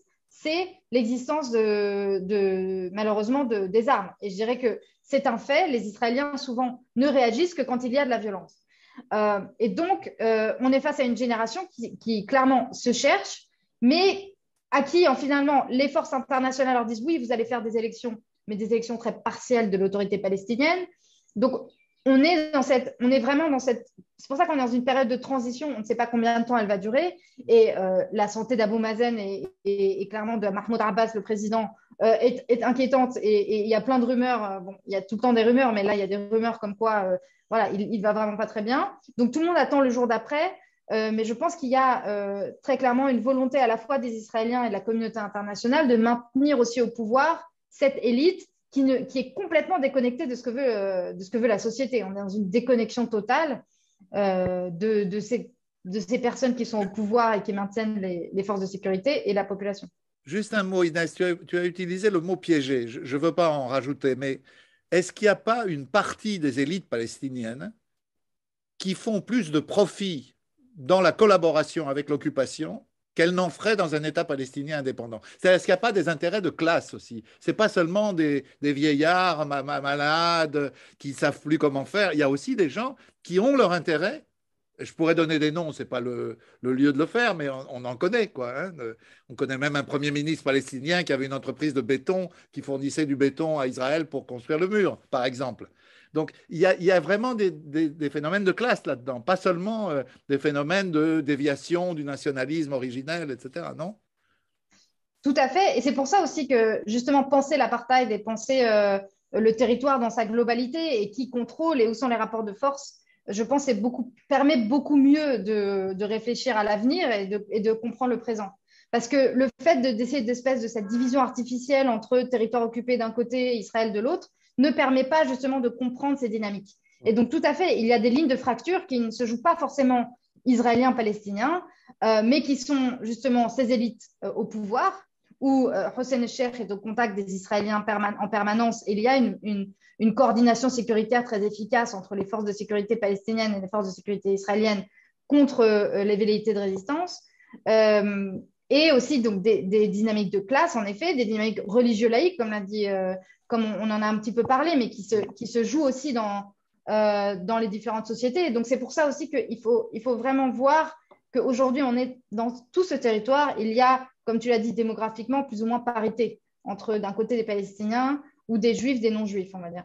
Et c'est là où aussi va se jouer l'avenir. C'est-à-dire qu'on doit trouver un contrat social et un avenir commun en pensant le contrat social dans cette totalité du territoire, où aujourd'hui, très clairement, on est dans des rapports de domination systémique, de discrimination et d'inégalité qui doivent être démantelés. Et donc, c'est là où l'élite palestinienne aujourd'hui, en effet, est complaisante, totalement complaisante du statu quo. Pourquoi? Parce qu'ils ont eu leur petite bout de profit et de contrôle, mais dont ne bénéficie pas la majorité de la population. Alors, Et Thomas, beaucoup de Palestiniens veulent, d'ailleurs, ce qui est intéressant à Jérusalem, c'est beaucoup de Palestiniens postulent à avoir la nationalité israélienne. Donc, c'est aussi d'avoir fragmenté, divisé, hiérarchisé les droits. Chacun essaie de trouver le moyen de retrouver plus de droits ailleurs. alors, Thomas, il te reste 6 minutes pour résoudre la quadrature du cercle. C'est formidable, 6 minutes. Au fond, la question, c'est qu'est-ce qui peut faire bouger cette société israélienne? De toute évidence, les attentats ont des effets contre-productifs évidents, indépendamment des problèmes moraux qu'ils posent. On a bien vu les résultats des derniers attentats en Israël. Ça n'a pas été dans le bon sens, de toute évidence. On sait aussi que dès qu'il y a une pression extérieure, ça produit des réflexes nationalistes. Mais est-ce que ce n'est pas ça, au fond, le plus que craignent les dirigeants israéliens? C'est-à-dire de savoir que l'apartheid devient une question qui est posée internationalement, que l'ONU, il n'y a plus que 5 États qui défendent, quand il faut voter, qui défendent la politique israélienne. Et dans les 5 États, il y a la Micronésie, les îles Marshall et Nauru. Est-ce que le fait qu'il y ait entre 600 000 et 1 million d'Israéliens juifs qui aient quitté Israël et qui vivent ailleurs, ce qui est une manière de voter quand même avec leurs pieds, comme on dit, est-ce que ce n'est pas dans ce rapport au monde que les choses peuvent aussi bouger? Il me semble que sur le point de vue de ce qui peut faire bouger cette société, et j'y réponds avec beaucoup de prudence parce que c'est un peu compliqué. Je suis sur une ligne de crête, un peu, on va dire ça comme ça, pour répondre à cette question. Du point de vue extérieur, c'est évident que les campagnes actuelles qui sont menées par rapport à faire reconnaître l'apartheid israélien sont déterminants dès lors que ces campagnes, un petit peu comme l'avait fait la campagne BDS, j'ai l'impression, à partir de 2006-2007, permettaient non pas forcément d'impacter immédiatement Israël, mais d'éviter sa normalisation et de rappeler systématiquement que faire du commerce avec Israël, aller faire du tourisme en Israël, quelque part, vous acceptez un État qui a une politique qui est condamnable internationalement et qui, tu l'as dit tout à l'heure, tue des centaines de jeunes, etc. Et vous ne le ferez pas avec un autre État. Donc ça, c'est à mon avis un enjeu important. Mais là, dynamique qui est encore plus forte, c'est que sur la question de l'apartheid, on a des ONG internationales qui sont du côté de la reconnaissance. Et ça, il faut absolument qu'on s'appuie dessus et il faut qu'on aille vraiment vers progressivement une compréhension politique de ça. En gros, il faut réussir à transformer cet enjeu-là en enjeu politique. Et on voit bien que Emmanuel Macron, volontairement, à mon avis, s'inscrit en totale opposition à ça. Ce n'est pas anodin, à mon avis, que Macron, l'année où Amnesty International, qui est quand même en France une ONG qui est reconnue, qui a des milliers d'adhérents, etc., eh bien, franchit un cap dans sa collaboration, parce qu'il n'y a pas d'autre mot, avec l'État d'Israël en disant qu'Israël a le droit à ce que Jérusalem soit sa capitale éternelle. Bon. Du point de vue extérieur, je ne vois que ça, sincèrement, parce que il va falloir avoir des changements politiques et puis il va falloir aussi qu'on parvienne progressivement en tant que chercheur intellectuel à essayer de réfléchir différemment à cette question et surtout, je pense, et c'est ma ligne en tout cas, à ne plus accepter en fait au maximum dans nos cercles ou dans ces débats comme on le fait là, eh bien, que le même paradigme soit relayé. Dans les médias, c'est plus compliqué. Je me suis fait un petit peu, non pas bousculer, mais des remarques qui sont tout à fait justes. Lors d'une intervention que j'ai fait récemment sur RFI où j'ai accepté de parler de conflit israélo-palestinien parce que le temps qui m'était donné était vraiment compliqué d'expliquer pourquoi pour moi il n'y avait pas de conflit. Mais je pense qu'on va y venir progressivement et il faut qu'on fasse ce travail de plus en plus de rappeler le mot d'apartheid, de rappeler cette situation d'injustice avec toutes les nuances évidemment que posent les rapports. Il ne faut pas non plus dire tout n'importe quoi. C'est l'enjeu en tout cas du point de vue extérieur. Est-ce que je peux vous poser, pour finir à tous les deux, une même question? Moi, je n'ai jamais été de l'opinion d'Anwar el-Sadat que les États-Unis avaient 100% des cartes en main, mais quand même, ce que nous raconte par exemple Sylvain Sipel et d'autres, du basculement de l'opinion américaine et en son sein de l'opinion juive, est-ce que ce n'est pas un élément tout à fait déterminant? C'est-à-dire à partir du moment où une majorité de juifs américains prennent une attitude clairement critique à l'égard de la politique israélienne, ça va au-delà de l'immédiate actualité. C'est une position de distanciation assez profonde. Est-ce que ce n'est pas un élément clé quand on a, nous, ici, l'impression qu'on est face à un mur, sans jeu de mots, hein? Vas-y Inès, si tu veux.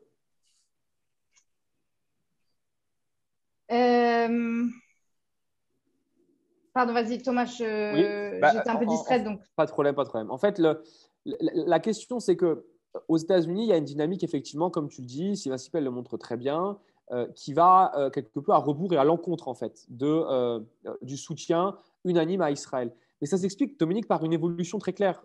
Je ne vais pas non plus prendre trop de temps, mais ça me semble important de rappeler ça. Il reste 2 minutes. Hein, donc... D'accord. Les raisons pour lesquelles l'Occident et la communauté internationale soutiennent Israël ont évolué avec le temps, clairement. Nous sommes passés d'un soutien pendant des années pour des raisons qui pouvaient être liées à la morale, à la Seconde Guerre mondiale, à ce que vous voulez, en tout cas un soutien qui est important avec Israël, même des points économiques. Depuis 2000 et 2001, depuis l'échec d'Oslo, Israël a complètement renouvelé sa manière de légitimer le soutien que lui donne l'Occident par rapport à la lutte contre le terrorisme. Et cette lutte contre le terrorisme-là, en Israël aujourd'hui, on se rend bien compte qu'Israël aujourd'hui n'est pas un acteur qui est pertinent dans cette lutte contre le terrorisme, c'est au contraire un incubateur de radicalisation, très clairement. Et donc, forcément, des députés, des sénateurs américains se rendent bien compte, en allant sur le terrain ou en voyant ces rapports et la mort de Shirin, qu'il y a une impunité. C'est un État qui tue des journalistes, des enfants, qui colonisent, qui ne respectent pas le droit, qui nous humilie. Hein. Rappelons quand même quand Obama va envoyer son représentant en visite au Proche-Orient, il y a vu Netanyahou qui avait déclaré au même moment 3000 colons en plus. Je ne me souviens plus forcément du nom et de la date, mais tout ça joue évidemment dans ce rapport-là. Et je terminerai sur ça, sur la question de l'intérieur en Israël, il est évident qu'il ne faut pas y attendre grand-chose actuellement, mais que les colons et la droite se lavent les mains complètement. De l'incapacité de la Ligue arabe et des pays arabes à porter une nouvelle voie, une nouvelle alternative, et de l'absence d'un leadership palestinien concret. En même temps, les principaux leaders sont emprisonnés dans des geôles israéliennes. Inès, juste pour simplifier la question, les derniers sondages que nous a montrés Sylvain, qui sont récents, hein, un quart des juifs américains considèrent qu'Israël est un État d'apartheid. Et chez les jeunes juifs américains, c'est 40%. C'est-à-dire qu'il y a quelque chose qui est en train de se passer et qui peut avoir à très long terme, compte tenu de l'importance des États-Unis pour Israël, des conséquences tout à fait considérables. Absolument. Bon, il ne faut pas malheureusement oublier qu'il y a derrière les chrétiens évangélistes très sionistes qui constituent la prochaine étape. Mais en fait, disons que ces évolutions font partie aussi, comme le dit Thomas, de l'évolution du paysage géopolitique au XXIe siècle. C'est-à-dire que la Palestine a été prisonnière aussi, on va dire, de la guerre contre le terrorisme et du et de tout comment a été considéré le monde arabe et la région et les musulmans.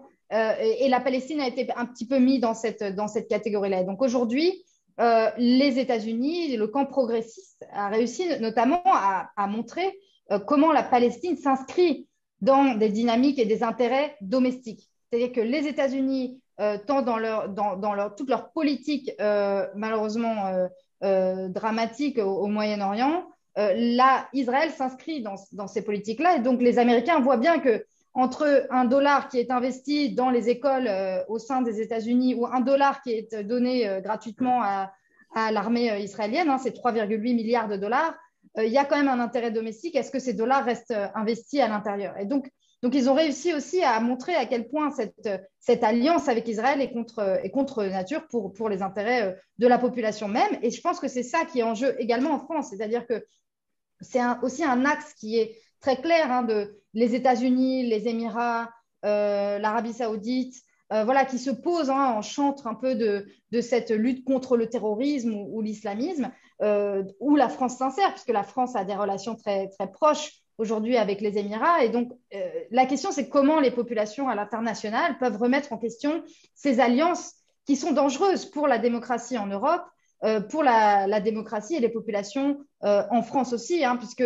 Israël exporte ce modèle de sécurisation, de construction de murs, de cybersurveillance. Les drones qui sont utilisés contre les Palestiniens sont utilisés contre les migrants en Méditerranée. Donc, il y a quand même ce modèle qui est proposé à l'exportation qui aujourd'hui bénéficie à beaucoup de régimes. Et donc, je pense qu'on est aussi dans cette dynamique-là qu'il faut casser et où les alliances pour les Palestiniens sont aussi différentes et les Palestiniens doivent réapprendre à créer des alliances avec des mouvements internationaux qui aujourd'hui ne sont plus les mouvements non alignés ou les mouvements décoloniaux des années 70. Merci infiniment Inès et Thomas, c'était tout à fait passionnant. Merci. Je trouve. On verra ce que nos amis en auront pensé. Et puis, voilà, une pensée pour Chirine Abou-Akleh qui a fait un travail formidable pendant de longues années. Elle a personnalisé, elle a identifié ce qu'était la cause palestinienne à travers un travail extrêmement sérieux, un travail indiscuté. Personne ne la prenait pour une passionnariat, on la considérait comme une excellente journaliste et bon, je pense à elle avec vous. Merci infiniment. Merci Dominique, merci Thomas. Merci Inès.